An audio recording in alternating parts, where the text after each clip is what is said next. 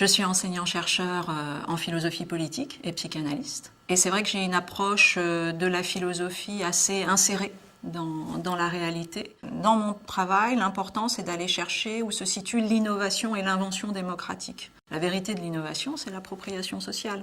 C'est comment, concrètement, dans la vie des gens, ça vient transformer leur vie et leur donner plus de choix, de liberté, plus de manières d'inventer leur vécu quotidien. Le travail de la philosophie, c'est d'aller effectivement déconstruire la notion d'innovation, de bien vérifier qu'elle est innovante pour tous et non pas au détriment de beaucoup d'entre nous. Pour ce qui me concerne, un exemple d'application concrète, c'est la création de la chaire de philosophie à l'hôpital, dans un hôpital. Cette chaire de philosophie est localisée à l'Hôtel-Dieu de Paris. L'idée, c'est effectivement de rappeler que l'hôpital est un commons, un bien commun, mais je dirais même un scientific commons, c'est-à-dire un lieu de savoir en partage. C'est dans ce lieu-là qu'il faut penser avec la philosophie.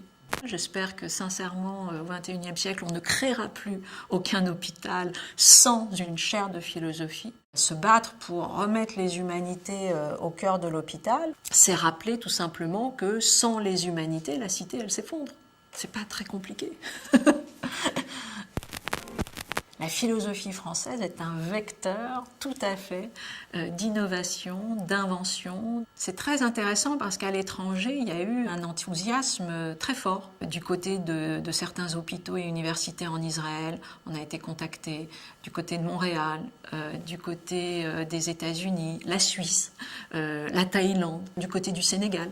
Donc, tous les continents, tout d'un coup, se ressaisissent et ont envie de créer une espèce de transversale en disant « mais qu'est-ce que vous êtes en train de fabriquer ? Tiens, ça nous intéresse ». Et nous, c'est vrai qu'à la chaire de philosophie à l'hôpital, l'enjeu c'était ça, c'était de créer un mouvement et de dire « venez, entre guillemets, nous hacker, venez regarder ce qu'on fait, faire la même chose, faire autrement, échangeons ». La France refait lien avec effectivement l'innovation sur le territoire international. Ça serait fantastique qu'à la fois nous soyons hackés et que nous-mêmes ensuite nous allions hacker les autres pour nous réinventer.